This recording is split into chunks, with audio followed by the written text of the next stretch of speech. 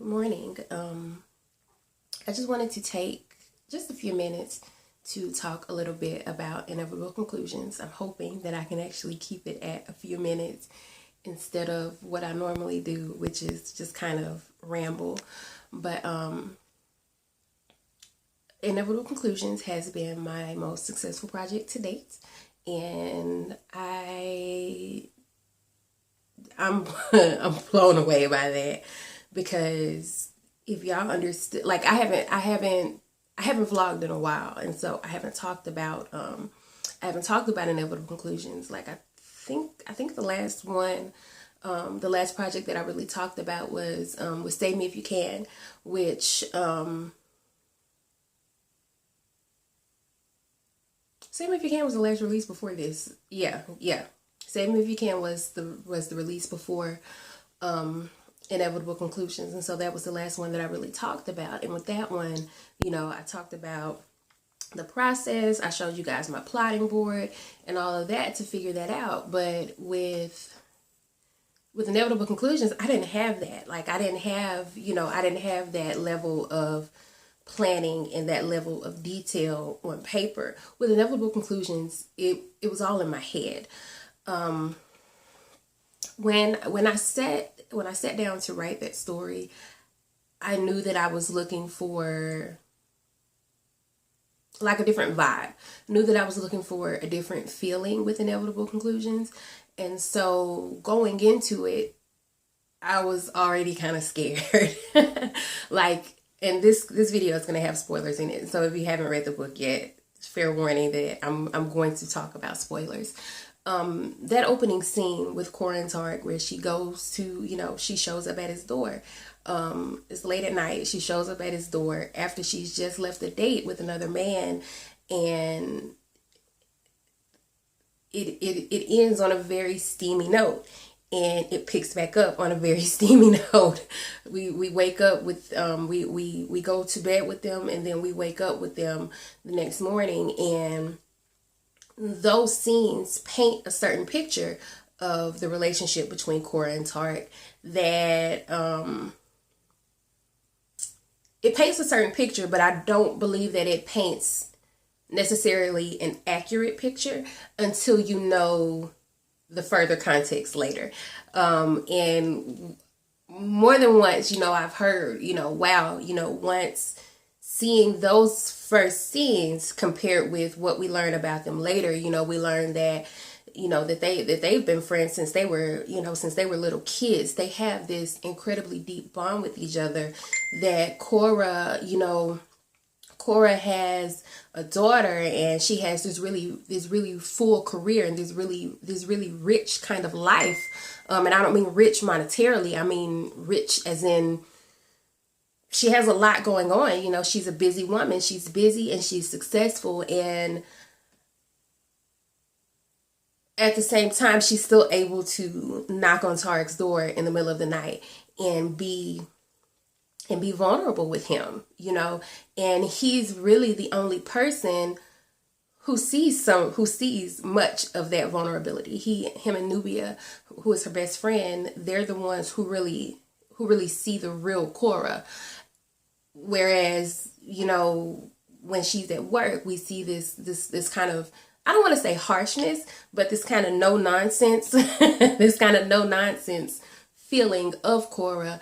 And I did that on purpose. I wanted to paint the picture that's painted in those first couple of chapters is exactly what I wanted, because I was trying to be very conscious of the way that I layered the story, so that with every chapter, these things that are kind of seemingly innocuous, they're building on these characters. Like that was one of the main things that I wanted to do. I said to more than one person now. It initially was just something that I said to a friend, but I wrote a post and I shared this, that I wanted inevitable conclusions to feel like everything else that I wrote before, like I was practicing to write inevitable conclusions. And, I've not everybody I've gotten great feedback about the book as a whole, but not everybody loved, Cora and Tark. They felt like, they were too wishy-washy, or, they involved other people too much. I don't agree with either of those statements. I don't agree with either of those statements because I feel like Cora and Tark were very realistic. I feel like they were very human.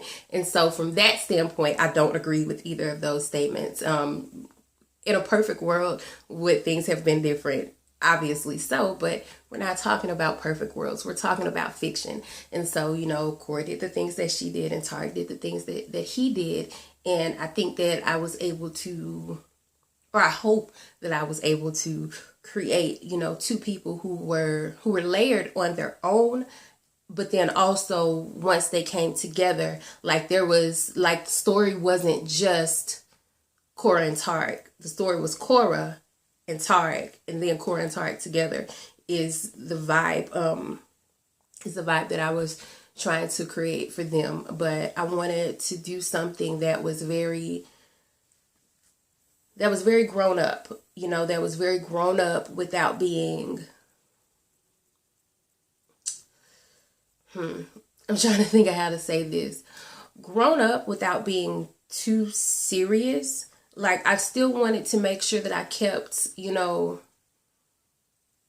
some lightness in there, that I kept, that I kept a certain flow and a certain easy vibe, but at the same time, able to handle these serious topics and handle them with a certain level of grace, because we're dealing with divorce. We're dealing with, this friends with benefits type of thing, which neither of those, those are, a little easier to talk about than talking about molestation and talking about, the mental illness of a parent. And whenever I deal with things like that, I always, I research it into the ground. Like, if you see stuff like that, just know that I have I have read so much detail and information about what is out there regarding these things that is not something that I just put down in passing. It's not something that I just thought of at the last minute and decided to throw in there. For Tarek, I've read article after article after article from real people, not just scientific journals and stuff like that.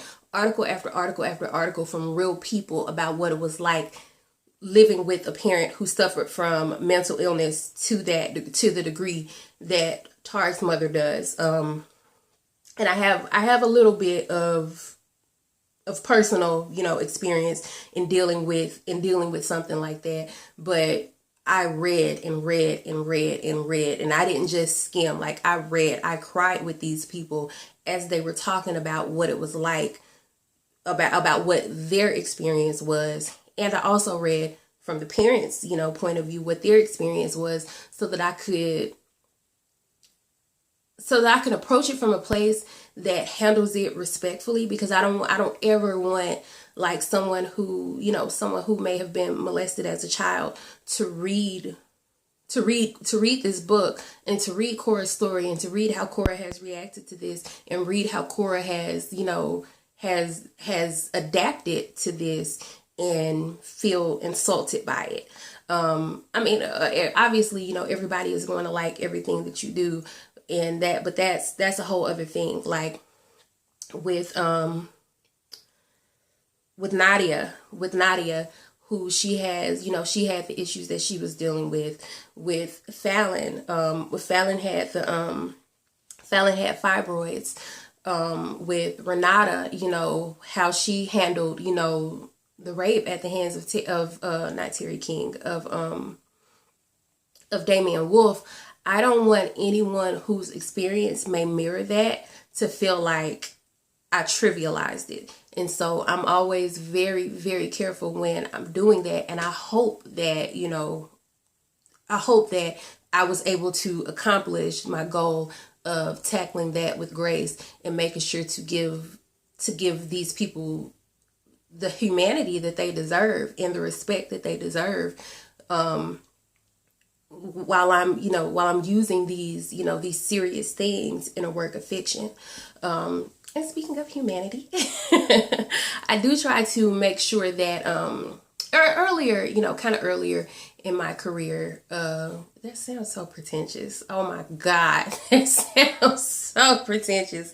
I promise I don't mean it like that. When I first started writing, let me say it like that. When I first started writing, I was guilty of, of the villain character that's just there, and they're just kind of evil for no reason, and they're just mean for no reason. We never get any more depth from them than that. And in my last projects, because I've grown from there, I try to make sure that when I introduce someone who can be seen as the villain, I also make sure that they have a certain level of humanity, and that we understand their motivations. Even if their motivations aren't necessarily good, we understand why they're doing what they're doing, and I'm not just painting them as bad just because. Like Paul, for example. Paul is Cora's ex-husband. I could have made him awful. He could have been an awful, abusive ex-husband or something like that, but that's not what it was. He pursued Cora for reasons, but he did fall in love with her. Their love was real, and she loved him back. Even though she loved Tarek, she loved Paul back. Like their love was real. It just didn't exceed what she had for Tarek, which, maybe their marriage could have worked. Maybe she could have been content in her marriage. Would she maybe have been truly happy? Maybe not, but hell, we see what the divorce rate is. It's thousands, hundreds of thousands probably of people, living who are just content in their marriage. They settled for the person that worked because they couldn't have the person that they really wanted. And they're not miserable every day. They're content. It's just not living up to what it possibly could be. And so, he wasn't some evil guy because he divorced her. He pegged her right. This chick is still in love with her best friend. I'm good. Like, y'all, I'll holler. And who can blame him for that? I do think that, when you're married to someone, you do at least sit down, try to figure out if it can work. And that's a conversation that you need to have. And so I do think that Paul should have at least had that conversation with her, but it didn't happen like that. And I mean, I don't know how I would react if I realized I probably do something petty too.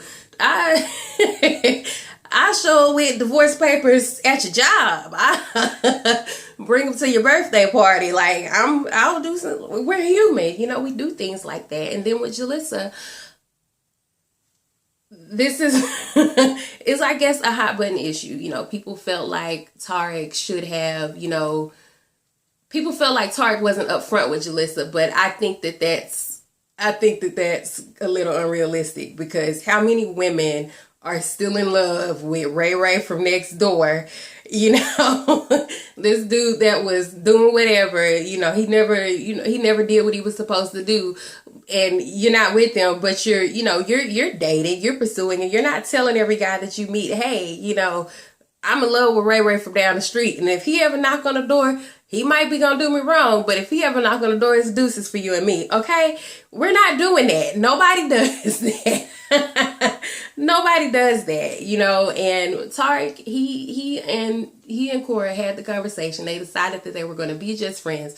And so I don't see a problem with him, with him seeing what it could be with Jalissa, whoop-de-whoop, whatever. But in any case, they're human. These are the things that happen when grown people are trying to live and trying to love and trying to figure things out with each other. And that was really one of the other things that I really wanted to encompass, that these people are grown, like for real grown, and they still make mistakes in love. They still do things that they're not supposed to do. They still hurt people, even when they're not trying to.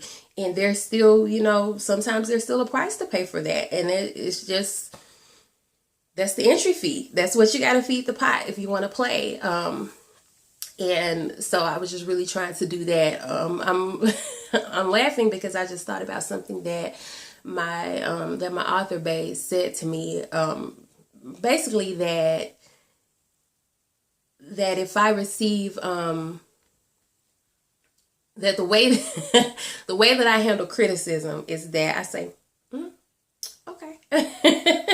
And I take it to heart. I do take it to heart. I absorb it. I internalize it. And then I come back here to the writer's cave, and I come back out with a shotgun spray to prove that whatever box that was attempted, whatever box someone attempted to put me in, I'm not going to stay in there. You say this about me, and I'm going to come back out and I'm going to prove that I can top, whatever it is that's, that I'm being accused of, I guess. Like the thing with the cut off on me because I was talking too much. But in any case, I just want to end by saying that that I'm very, very grateful for the reception that Quarantaric have received, or that Inevitable Conclusions has received. I am already getting my mind in gear for Steph and Nubia, who were not supposed to be my next project, but they won't leave me alone. And the people who were supposed to be my next project, they're just not coming through for me as strongly as Steph and Nubia are, and so they will very likely be my next project. I'm actually I have a file of notes on them already, and I'm ready to get started. I've already designed their cover, and so I'm going to post that in my group today. If you're not in the group, I'm sorry, but you're gonna have to wait a little bit if you're not in the group. But in any case, thank you so much for watching. This went on longer than I planned for it to, but that always happens anyway, so yeah. But anyway, thank you so much for watching, and I'll talk to you later. Bye.